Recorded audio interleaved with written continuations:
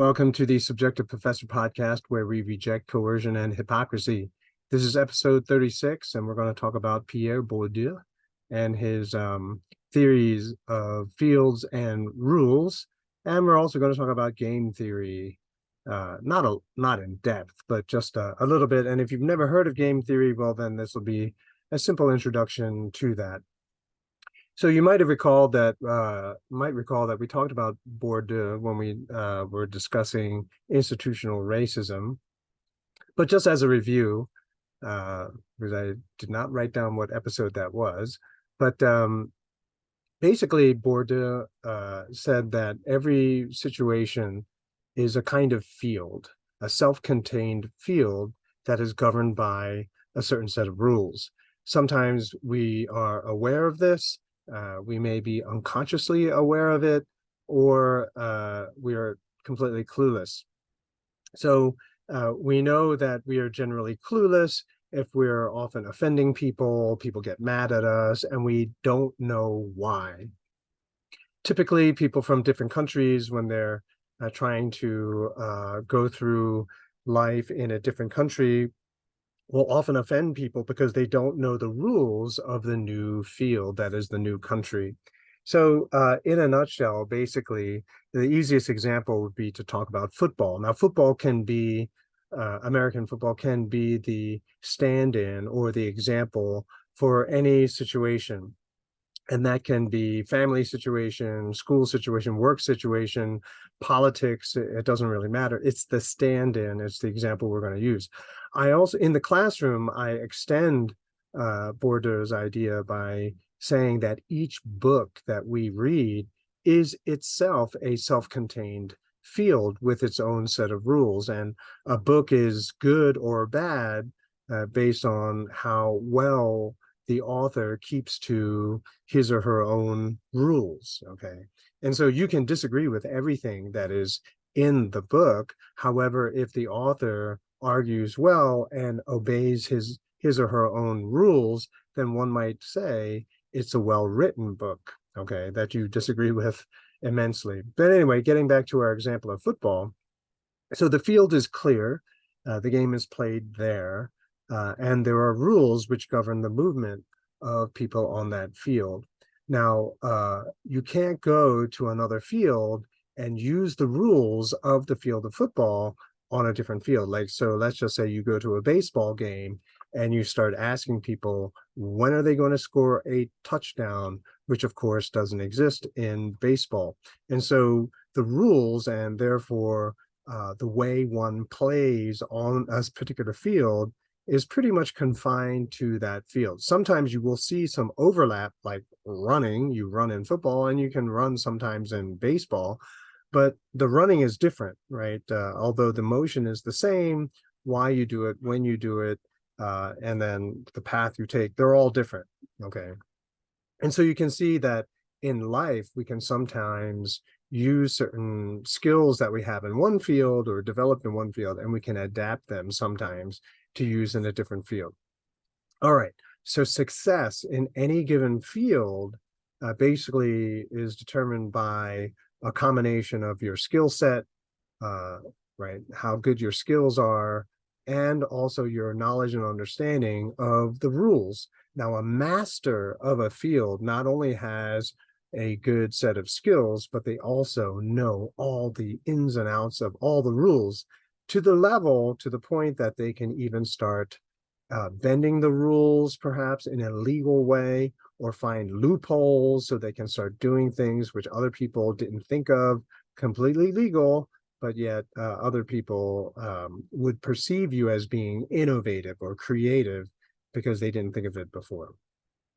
So innovation on the whole idea of fields is a creative application of the skills while keeping the rules.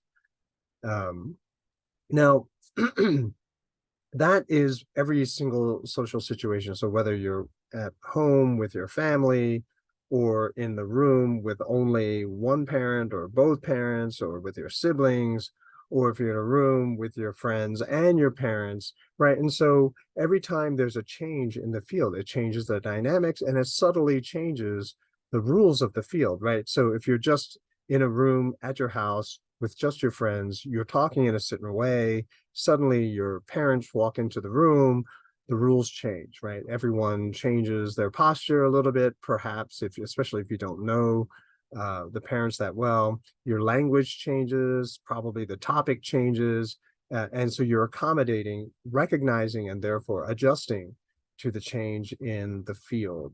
Okay, we do this all the time. Most of it is unconscious. Okay, now here's the twist.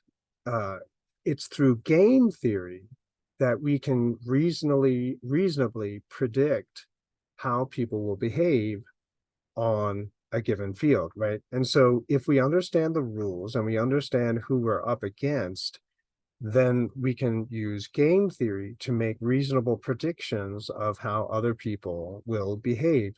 And if we can do that, and we do that, we make predictions, and then they act differently, now we get to say, why did they do that? And you can start to get into the heads of other people. In other words, the mind, like my dad would always say, that the most secret place in the world is a person's mind, right? You can't really get into it. However, observing the behavior of other people, you can kind of get into at least a glimpse. You can glimpse a little bit of what that person is up to. So what's game theory? Game theory is great in situations where winning is important, but also, as I just mentioned, you want to understand what people are up to. You want to understand the other people in the room that you have relationships with. What are they thinking that they're not stating, right? That you're trying to observe through their behavior. Now, obviously, if you're completely trusting of your loved ones, then you're not really going to use game theory consciously. However, when there is a behavior change, you notice it, and then you can use game theory to try to figure out really what's going on, what caused the change in the behavior. So anyway, one of my favorite TV shows is a show called Numbers, NUMB3RS. It was a TV show that ran for 6 seasons about like 15 years ago or so. You can look it up. I think it's free to see on Freeview. I have deja vu. I feel like I've mentioned this before, but anyway. So they talk about game theory all the time, and they talk about game theory as using math. There's the math of decision making. And one example they had was the prisoner's dilemma, right? And so you have 3 prisoners, and do you confess or do you stay silent? And so basically, you're going to try to figure out how to achieve the best outcome given a complex situation. So there are a lot of variables. What if this person does this? What if that person does this? So the costs of how to manage the interrogation, the court, the trial, all of this, the costs are different for each player. All right, for each person. Some people have more to lose, and therefore, if they have more to lose, they have more to gain if they go against the other people, right? So there's 3, and so in the situation in the TV show, there were 3 people who pulled off a heist, and so they're trying to figure out, trying to get one of them to reveal where the truck, right, that they're looking for is hidden. And the way they get one person to confess is they show them each of the 3 prisoners that there are choices and consequences. And for each person, because they're different individuals, given different choices, there are different outcomes, there are different results or consequences for the choices that they make. So the person who has the most to lose will more likely be the one to confess, because then they would stand to gain the most.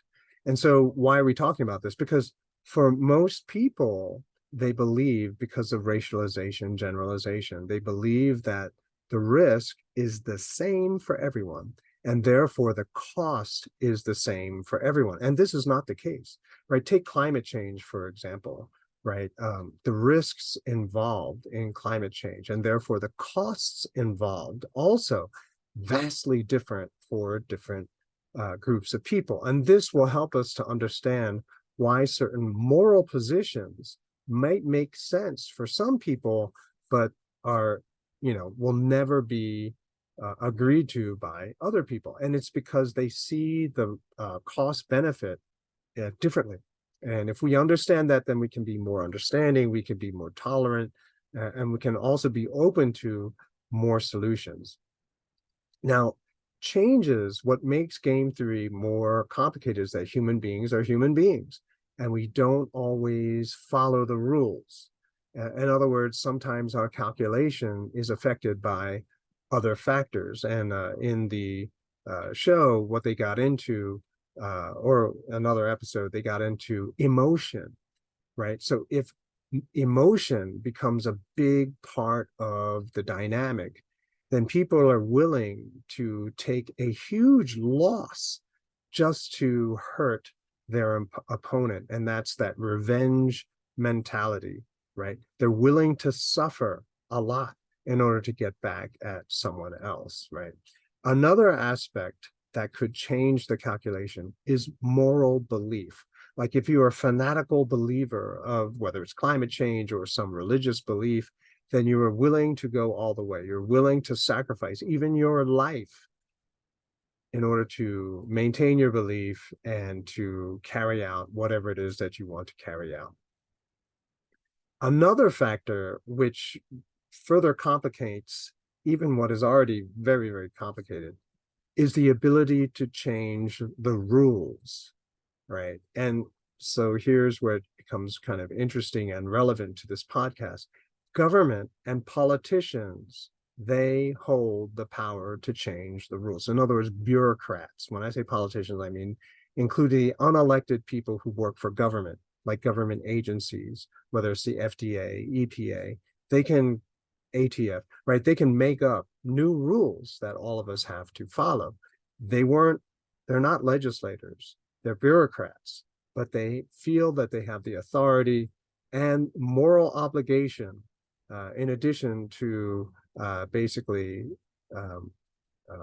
they have this high-minded goal to impose a lot of these rules onto us. And it's like changing the rules. It's like when you were a kid and you wanted to play with your older sibling, but your older sibling doesn't want to play with you. And so your parents say, oh, just let him play. And so you, as the older sibling, or maybe you were the younger sibling and you know exactly what I'm talking about, the older sibling would teach you the rules, but always the unstated rule, at least in my house it was, that the older sibling would not share with the younger sibling is that I always win. That's the unstated rule, right? And so because I always win, people will change rules on the fly, right? So if it looks like the younger sibling is winning, then the older sibling says, oh, I forgot about this rule, which then changes the momentum back to the older sibling.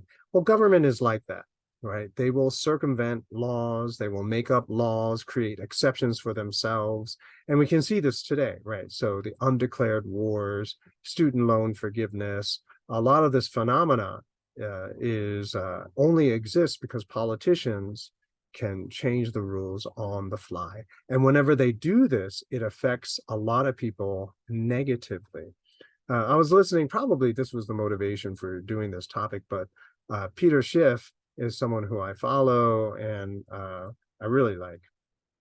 But he had a bank. So I don't really understand why he had it. It wasn't for loans. It was probably just a holding vehicle, right? A place where his clients could just put their money. He would hold it while they're waiting to make financial decisions, okay?